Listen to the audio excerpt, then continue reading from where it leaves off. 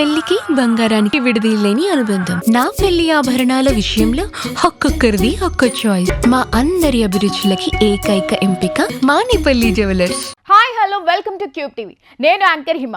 Global star Ram Charan హీరోగా Shankar direction లో వచ్చిన movie game changer. Ram Charan చాలా కాలం తర్వాత సోలోగా చేస్తున్న మూవీ కావడంతో అంచనాలు బాగానే ఉన్నాయి. కానీ ఎందుకో శంకర్ తో సినిమా చేస్తే ఏ స్థాయిలో హైప్ వస్తుందో ఆ రేంజ్ లో అయితే రావట్లేదు. ఈ విషయాన్ని దిల్ రాజు కూడా రిలీజ్ కి ముందే చెప్పుకుని బాధపడ్డాడు. దాదాపు 350 కోట్ల బడ్జెట్ తో తీశారు. తాను భారీగా ఖర్చు పెట్టానని ప్రతి ప్రెస్ మీట్ లో చెప్పుకున్నాడు దిల్ రాజు. పెద్ద ఎత్తున ప్రమోషన్లు కూడా చేశారు. పవన్ కళ్యాణ్ కూడా వచ్చి సపోర్ట్ చేశాడు. ఇక నేడు థియేటర్లోకి వచ్చిన ఈ సినిమా ఎలా ఉందో ఇప్పుడు చూద్దాం. ఫైర్ మీద ఉండే కాలేజీ కుర్రాడు నిజాయితీ గల ఐఏఎస్ ఆఫీసర్గా ఎలా మారాడు, ఆ తర్వాత అతను ఎలాంటి సమస్యలను ఎదుర్కొన్నాడు అనేది సినిమా స్టోరీ. రామ్ నందన్ చదువుకున్నప్పటి నుంచే వ్యవస్థలోని లోపాలను ప్రశ్నిస్తూ ఉంటాడు. పట్టుబట్టి ఐఏఎస్ ఆఫీసర్గా మారి విశాఖపట్నంకు వస్తాడు. అయితే ఏపీ ముఖ్యమంత్రిగా ఉన్న సత్యమూర్తి శ్రీకాంత్ కొడుకు మంత్రి బొబ్బిలి మోపీదేవి ఎస్జే సూర్యతో రామ్ నందన్తో గొడవలు వస్తాయి. ప్రతిసారి మోపీదేవి అవినీతిని ప్రశ్నించడంతో ఇద్దరికి శత్రుత్వం ఏర్పడుతుంది.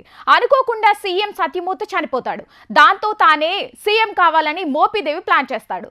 ఇంతలోనే ఎన్నికలు కూడా వస్తాయి. ఎలాగైనా మోపీదేవిని సీఎం కాకుండా అడ్డుకోవడానికి రామ్ నందన్ పోరాడతాడు. అప్పుడే తన తండ్రి అప్పన్న గురించి అమ్మ గురించి తెలుసుకుంటాడు. వారి ఆశయాల కోసం పోరాడాలనుకుంటాడు. మరి మోపీదేవిని సీఎం కాకుండా రామ్ నందన్ ఎలా అడ్డుకున్నాడు? అతని జీవితంలోకి దీపిక అలియాస్ కియారా అద్వానీ ఎలా వచ్చింది? చివరికి ఏం జరిగింది అనేది మిగతా కథ. రామ్ చరణ్ ఇందులో 2 పాత్రల్లో కనిపించాడు. ఒకటి అప్పన్న, రెండోది రామ్ నందన్. కానీ ఇందులో రామ్ చరణ్ యాక్టింగ్ ఎందుకో అనుకున్నంత హైప్ లో లేదు. సినిమా రిలీజ్ కు ముందే రామ్ చరణ్ యాక్టింగ్ అద్భుతం అన్నట్లు హైప్ ఇచ్చారు. కానీ ఆ స్థాయిలో అనిపించట్లేదు. చాలా సీన్లలో రామ్ చరణ్ ఏదో సాదా సీదా సినిమాలో కనిపించినట్టే అనిపిస్తాడు. పైగా అతని లుక్స్ కూడా శంకర్ సినిమా రేంజ్ లో లేవు. సాధారణంగా శంకర్ సినిమాలో హీరో లుక్స్ కు బాగా మార్కులు పడతాయి. కానీ ఇందులో రామ్ చరణ్ ఆ స్థాయిలో కనిపించలేదు. చివరకు అప్పన్న పాత్రలో కూడా అలాగే ఉన్నాడు. అప్పన్న పాత్రకు తగ్గ లుక్స్ ను మెయింటైన్ చేయలేదేమో అనిపిస్తుంది. భారీ మాస్ డైలాగులు కూడా లేవు. సినిమా రిలీజ్ అయిన తర్వాత కూడా చెప్పుకోదగ్గ మాస్ యాక్షన్ సీన్లు లేవనే అసంతృప్తి ప్రేక్షకుల్లో ఉండిపోతుంది. ఎస్జే సూర్య తన పాత్రకు తగ్గట్టు నటించాడు. శ్రీకాంత్, అంజలి, కియారా తమ పాత్రలకు తగ్గట్టు నటించారు. గేమ్ చేంజర్ మూవీ ఒక రొటీన్ పొలిటికల్ డ్రామా. గతంలో కూడా ఇలాంటి పొలిటికల్ డ్రామాలు చాలానే వచ్చాయి. ఒక ఐఏఎస్ అధికారికి పొలిటికల్ లీడర్కు గొడవల నేపథ్యంలో వచ్చిన సినిమాలో కోకొల్లలు కానీ ఎవరెలా చూపించారు అనే దానిపైనే మూవీ హిట్టా ఫట్టా అనేది తేలిపోతుంది. మరి శంకర్ సినిమా కాబట్టి ఆ స్థాయిలో ఎక్స్పెక్ట్ చేసిన సినిమాలో అది లేదనిపిస్తుంది. ఏదో రొటీన్ కథను అటు తిప్పి ఇటు తిప్పి తీసినట్టే అనిపిస్తుంది. చెప్పుకోదగ్గ ట్విస్టులు లేకపోవడం పెద్ద మైనస్. ముఖ్యంగా కథలో బలమైన లైన్ లేదు.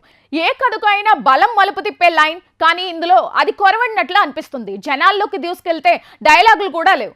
ఒక ఐఏఎస్ అధికారిగా చేస్తే ప్రేక్షకుల్లో కూడా చాలా అంచనాలు ఉంటాయి. కానీ ఆ స్థాయిలో సీన్లు ఇందులో లేవు. అవినీతిని బయటకు తీసే ఎలివేషన్ సీన్లు కూడా లేవు. రామ్ చరణ్ డైరెక్టర్ను గుడ్డిగా నమ్మేసి చేసినట్లు సినిమా చూస్తేనే అర్థమవుతుంది. శంకర్ తన మార్క్ను ఈ సినిమాలో చూపించలేకపోయాడు. కథ ఆ స్థాయిలో లేనప్పుడు దాన్ని బెటర్గా చూపిస్తేనే ప్రేక్షకులకు కూడా అంతో ఇంతో కనెక్ట్ అవుతుంది. కానీ శంకర్ మాత్రం ఆ విషయంలో వెనకబడ్డాడు. వింటేజ్ శంకర్ ఈస్ బ్యాక్ అని ప్రమోట్ చేసిన సినిమా చూసిన వాళ్ళకు మాత్రం అనిపించదు. మ్యూజిక్ బాగానే ఉంది. సినిమాటోగ్రఫీ కూడా బాగానే ఉన్నాయి. ప్లస్ పాయింట్స్ ఏంటి అంటే రామ్ చరణ్, ఎస్జే సూర్య నటన, కొన్ని యాక్షన్ సీన్లు. మైనస్ పాయింట్లు బలహీనమైన కథ, రొటీన్ డైలాగులు, పేవలమైన డైరెక్షన్. చివరగా గేమ్ చేంజర్ మీద ఈ స్థాయిలో హైప్ క్రియేట్ చేయకపోతే బాగుండేదేమో. ఎందుకంటే సినిమా యావరేజ్గా ఉన్నప్పుడు హైప్ను భారీగా క్రియేట్ చేస్తే ఎక్కువ నష్టం జరుగుతుంది. గేమ్ చేంజర్ విషయంలో కూడా అదే జరిగింది. శంకర్ మార్క్ లేకపోవడంతో గేమ్ చేంజర్ లాస్ అయింది. రేటింగ్ 2.25/5.